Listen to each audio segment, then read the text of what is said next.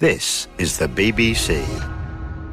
This podcast is supported by advertising outside the UK. BBC Sounds. Music, radio, podcasts.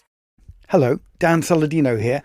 This is one of those episodes where we explore the very big picture of food. In fact, it doesn't get much bigger. This is all about the global food system. We'll hear some of the really big problems we're facing, but don't worry, keep listening. This is also a programme with lots of ambitious and radical solutions. This week, one of the biggest food questions of all: can the world transform how it grows, produces, processes, distributes and consumes food? We need to ask the question because all the signs are telling us the current approach isn't working. Global food systems are broken and billions of people are paying the price. Secretary General of the United Nations, Antonio Guterres, speaking in Rome a few weeks ago. He was working his way through a list that, to be honest, is hugely depressing. In a world of plenty, it is outrageous that people continue to suffer and die from hunger. More than 780 million people are going hungry, while nearly 1/3 of all food produced is lost or wasted. Not only is the system wasteful, Guterres says, it creates extreme abundance for some and devastating deficiencies for others.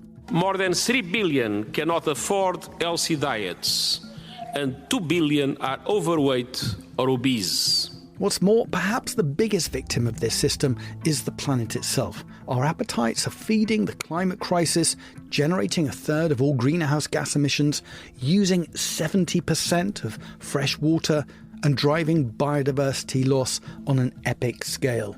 It's as if the entire system is spiralling out of control. Many communities are one shock away from plummeting into food insecurity or even famine. If Guterres is right, and the food system is indeed broken, can it be fixed? Transforming our food systems is possible and necessary, and we can set a course to make real change by bringing together key players from around the world. The Secretary General was opening the latest stage of a process launched 2 years ago, the UN Food Systems Summit, at which he made a very similar speech. The world, it seems, is making little progress towards the so-called SDGs, the Sustainable Development Goals set for 2030, which include zero hunger, responsible consumption and production, and no poverty. And to realise those interlinked goals, says the UN, we need to fix the food system. We are all connected, and we all have a responsibility to act.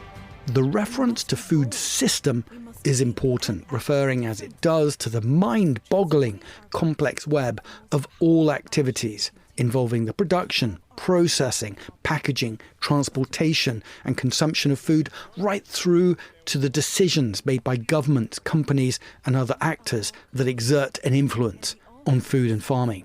Only by coming together, the UN argues, can we transform the system. Transforming our food systems is the most powerful action we can take to solve our biggest problems. Because together, we can build a just and resilient world. A just and resilient world where no one is left behind. Where no one is left behind. The food problems we're seeing around the world, argues Guterres and many others, is that we haven't been treating them as the results of a failing system. We haven't been making the connections between agriculture and public health, between consumption and climate, trade and hunger, hence the setting up of the Food Systems Summit. Welcome.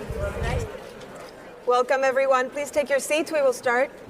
Welcome to the first session of the Food Systems Summit stock-taking moment. 2 years on, at the end of July, 3,000 people came together in Rome, including 22 world leaders, ministers from 100 countries, scientists, academics, representatives of NGOs, and some of the most powerful food and farming corporations.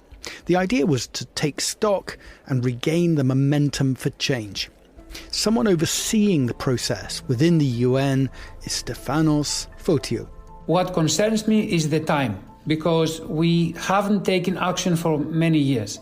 And the clock is ticking, and the 2030 agenda has a deadline, which is 7 years from now. To put it very simple, I think we need to run a marathon, but with the speed of a 100 meters race. The process, however, is proving controversial and has faced boycotts from small-scale farming movements, such as La Via Campesina. For background on this, listen to the edition we made at the launch of the summit back in 2021, the Great Food Reset. One key area of concern is the role being played by food corporations in the summit process. One of the most vocal critics is UN Special Rapporteur Michael Fakhri. We won't fix the food system, he argues, unless we focus on who holds power. The bias that the summit started with is that corporations are part of the solution. From a human rights perspective, corporations have been part of the problem. The problem with the food system has been, since the 1970s, transnational corporations are gaining more and more power in all aspects of the food system, over who controls seeds, over who controls land, who has access to water, who has access to government power. How did we let corporations get so powerful in the first place? This is a recent phenomenon. What is the economic and political system that we've created since the 1970s that has allowed corporations to gain this much power? In a way, the summit was like inviting the fox right into the henhouse itself. That's the part that makes no sense to me. More from Michael Fakhri later in the programme. But first, what exactly were the big food ideas being put forward at the 3-day event in Rome? Let's start with day 1, session 1. This is dedicated to the School Meals Coalition. School Meals Powering Food System Transformation. My name is Carmen Burbano. One of the outcomes of the 2021 summit was the creation of international networks or coalitions focused on different parts of the food system, one of which is the School Meals Coalition, involving more than 60 countries and led by a nation which, unlike the UK, provides universal free school food. That's Finland. School meals are much more than a plate of food. And in Finland, we know their positive impact firsthand. As a poor country, right in the aftermath of the Second World War, we decided in the 1940s to invest in the youth by providing free of charge school meals.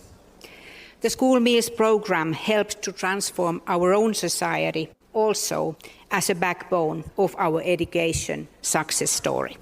Today, 418 million children receive today daily school meals worldwide, which the coalition is aiming to double by 2030, a target that is very much about providing children with nutritious food, but it goes further. The purchasing power of these millions of meals around the world served each day is seen as a powerful mechanism for changing the food system, and a lead example of which is Brazil.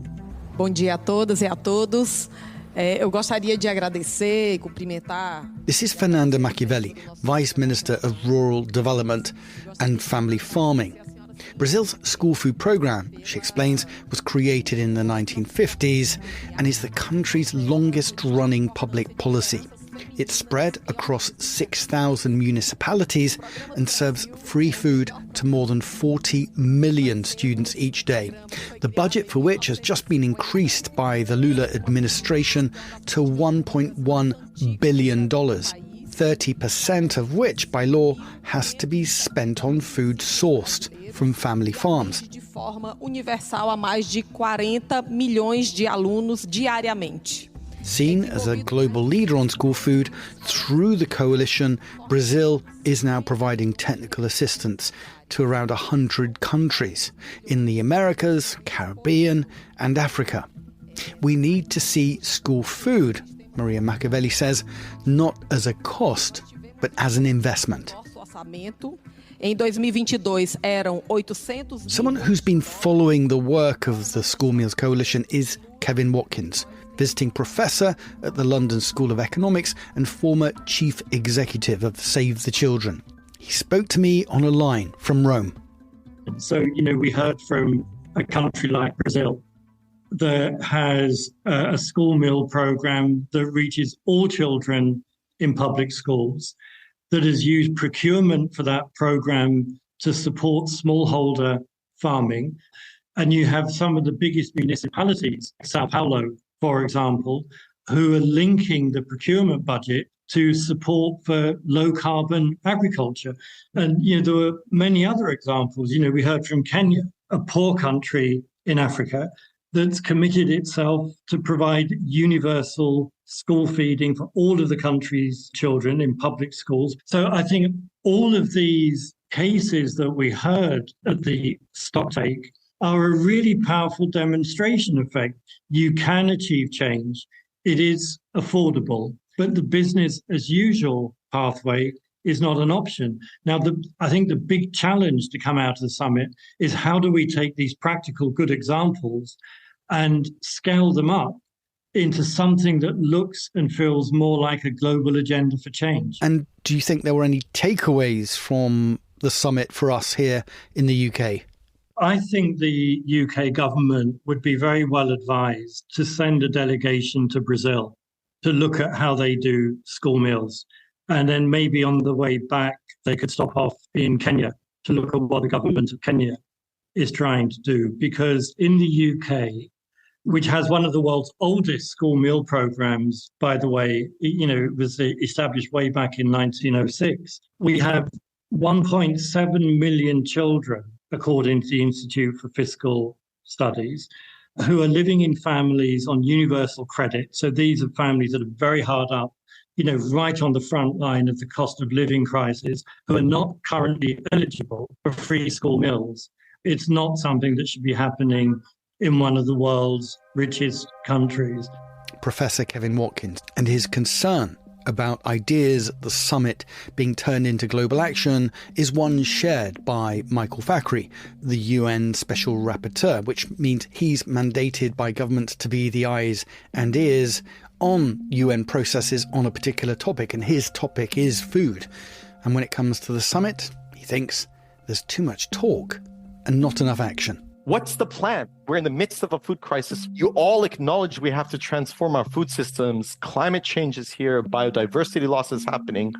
What's the plan? And Michael, you think there would be more action if the focus of the summit was on human rights and specifically the right to food. But what exactly does that mean? I'll start with explaining what it's not. I think it's helpful to give that context, and then I can give a very specific meaning to what it is. First of all, the right to food is not charity. It's not the right to be fed.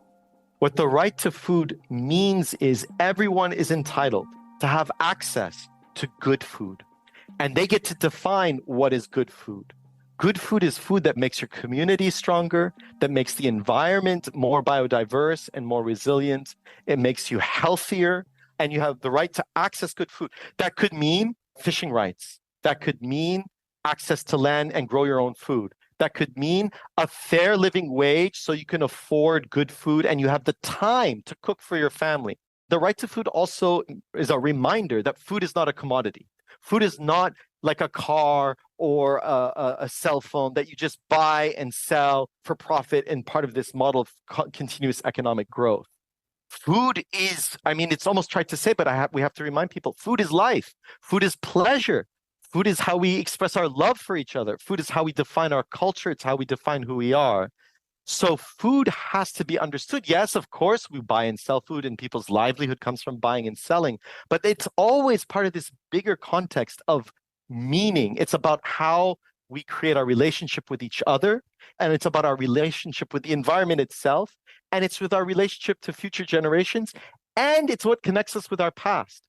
So it has this profound sense of meaning, and the problem is if we don't treat food as a human right, as an entitlement that is very much the definition of life itself, then we treat it like a commodity. Then we treat it like a technological advancement. We treat it as something we can buy and sell and make endless profit over. So you think there's too much emphasis on technical solutions at the summit rather than this right to food? Indeed, and there's historical precedent to that, because the right to food has been central to UN processes since the UN Declaration on Human Rights itself you have the right to food is recognized in the mid-1940s, coming out of the Second World War. You have the creation of the Food and Agricultural Organization, where it's this commitment to treating food as a central feature of life. And then it's every time there's been a crisis. In the 1970s, there was a major food crisis and there was hunger and famine around the world. The right to food played a role. In the 90s, there was also a food crisis and there was a UN summit to deal with this food crisis. And the right to food was central, and it led to innovating the meaning of the right to food in the 90s. So every time the world has come together at these crucial historical moments, the right to food has been there, except at this UN Food System Summit. And you're calling for more action, but what kind of action would you want to see? Dealing with hunger, for example, or support for farmers? What's interesting to me, and this is coming out in my most recent report to the General Assembly, is we know how to deal with the food crisis because we've had 3 years of it and we know what works. For example, give people direct cash payments. Give them cash. That has proven the most effective, immediate way for households to feed themselves. You give people money, they know how to take care of themselves. Or, for example, support local markets, what are called territorial markets or farmers markets. So support local producers to sell their produce and their wares directly to consumers in cities, in towns, sort of connecting those rural. We know that worked during the pandemic because how we respond to the food crisis today will determine what our food system looks like in 10 years, 15 years, 20 years from now. It could be the UN is listening to Michael Fakhri. Another coalition that gained attention at this year's event was one linking up farmers' markets around the world, from Beijing to Berlin, Mexico City to Milan. This coalition was the brainchild of Carmelo Troccoli, who oversees the farmers' market near the Circo Massimo in Rome. When the pandemic arrived, he looked around the empty space and asked himself, how were other markets in other parts of the world surviving during lockdowns? And so I had this concern, and the first idea was let me see what is happening all around the world. Maybe someone is having some ideas to face this very bad situation. The first idea was to contact our friends from the United States because I knew that they had an important experience on the farmers market. I contacted them and then told me that the right person could be Richard McCarthy. My name is Richard McCarthy. The cry from the wilderness during the pandemic was, these are institutions that rely upon the gathering of people. How do you do that during a pandemic? And Carmelo Troccoli, he was reaching out to market proponents and practitioners like me to find out, how are you managing the pandemic? And in this outreach, we began to discover two things. One, that too often farmers market organizers are isolated, reinventing the wheel on their own. They're not networked as well as they should be. And secondly, is that farmers market organizers are extraordinarily resilient and agile players. And we may have been perceived, farmers markets may have been perceived as a little action that is charming and maybe unusual. And what Carmelo has been able to identify and link around the world is that, for one, it's not so unusual. Markets are emerging in cities from Nairobi, Kenya, to Dhaka, Bangladesh, to Hanoi, Vietnam. They are appearing in places all over the planet because people want action and they want to rebuild trust between city and country. And the markets are one of the clearest mechanisms to do so. And while the settings may differ, the desire for community is universal. If we don't break down the barriers between the city and the rural area, and we don't give the chance to the farmers to go to sell their products to the cities, the result will be that the farmers, they will leave the rural area The number of people that is going to live in the city is growing up and is making the life in many cities impossible. If we want to help them to stay in the rural area, we have to break down the barriers. The UN FAO is now investing in the World Farmers Market Coalition, providing resources for training and improving infrastructure, convinced that local and regional markets will be crucial in making food systems change possible. This is also the case in the US. A delegation in Rome from the Biden administration explained that farmers' markets there are also receiving investment, part of a shift towards creating more resilient regional food systems. And so in Rome was Jennifer Moffitt, an Under-Secretary of Agriculture at the United States Department of Agriculture. The USDA has invested over $5 billion in shortening in local and regional supply chains, building out more new and better markets for producers, whether that is in processing capacity, whether that is in direct-to-consumer or farm-to-institution capacity, and certainly in this conversation, also in farmers market and local food promotion capacity. So we have a farmers market promotion program at USDA. We've been investing in the capacity of farmers markets to be able to serve farmers and serve consumers, whether that is building out market manager capacity or building new pop-up markets in urban areas like Philadelphia. The people who live in those neighborhoods have not had access to healthy, locally or regionally grown food, now have pop-up markets because of these programs that we've invested in. USDA Under Secretary Jennifer Moffitt. And if there was a central message that came out of the UN Food Systems Summit, it was about finance. Throughout the 3 days, numerous calls were made to change the economics of food. Around the world, more than $600 billion in government subsidies is spent shaping and supporting the current food system, helping to drive deforestation, expand soy cultivation, make overfishing possible. The list goes on because, as a result, the UN estimates there are between 12 and 17 trillion worth of external costs created by the food system, from rising public health budgets through to the impacts of climate change. Economist Pavan Sukhdev. Our diets have become the number one burden of disease. Diabetes, an estimated cost of about $825 billion. Soil health disasters, greenhouse gas emissions, freshwater scarcity. More than 60% of terrestrial biodiversity loss could be attributed to food systems, especially agri-commodities. 2/3 of fish stock depletion, again, attributable to food systems. And yet we measure the success of the food system based on crop yields and the production of calories. By any thought or yardstick, that is not an adequate way of measuring the performance of food systems.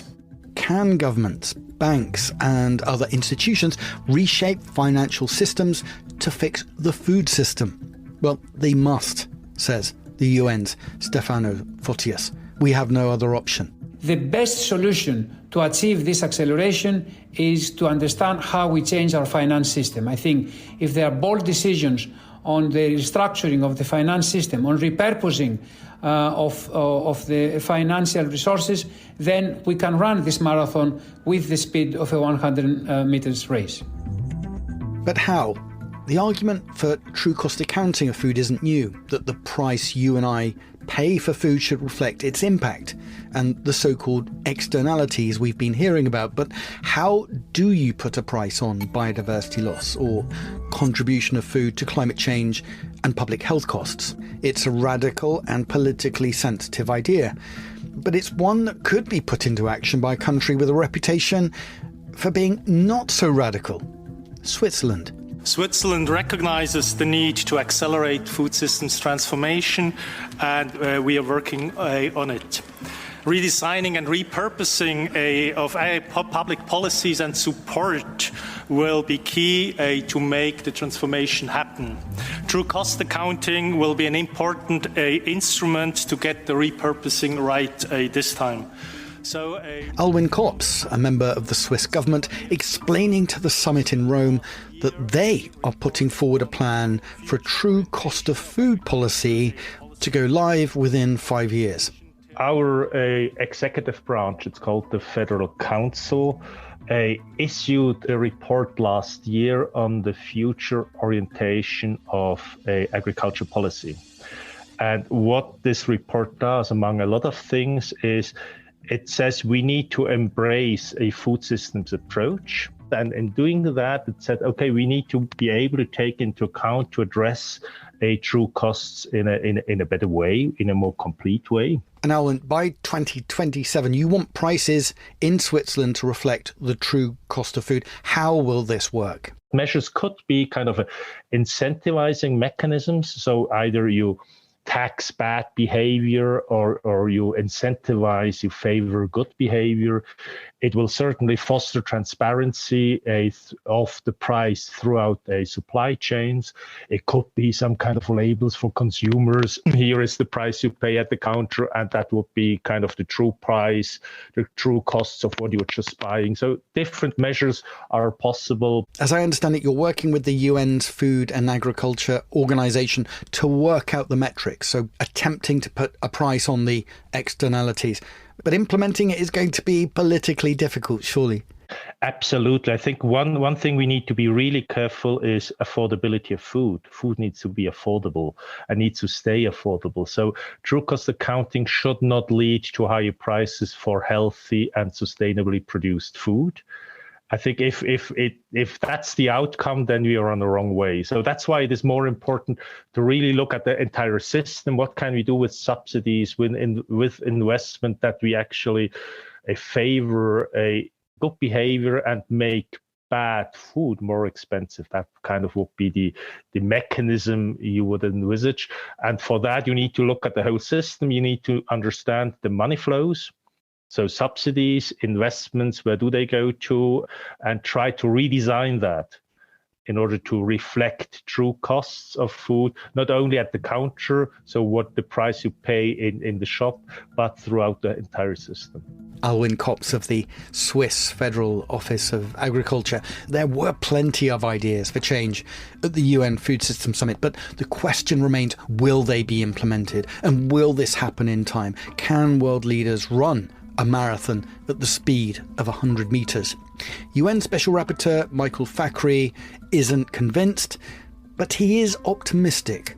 The pandemic, the war in Ukraine, and at least the greater awareness of food systems created by the summit does mean governments around the world are waking up. What the summit did do is it activated entire governments, so not just ministries of agriculture, but entire governments around the world focused their attention on food system transformation, meaning that governments of the world now understand that food system transformation is about labor, it's about cities, it's about schools, it's about nutrition. It takes an entire government, all ministries, to really think about this, to put forward a plan for transformation. In future programmes, we will of course be reporting on that progress and also asking if we in the UK are on the path of food systems change.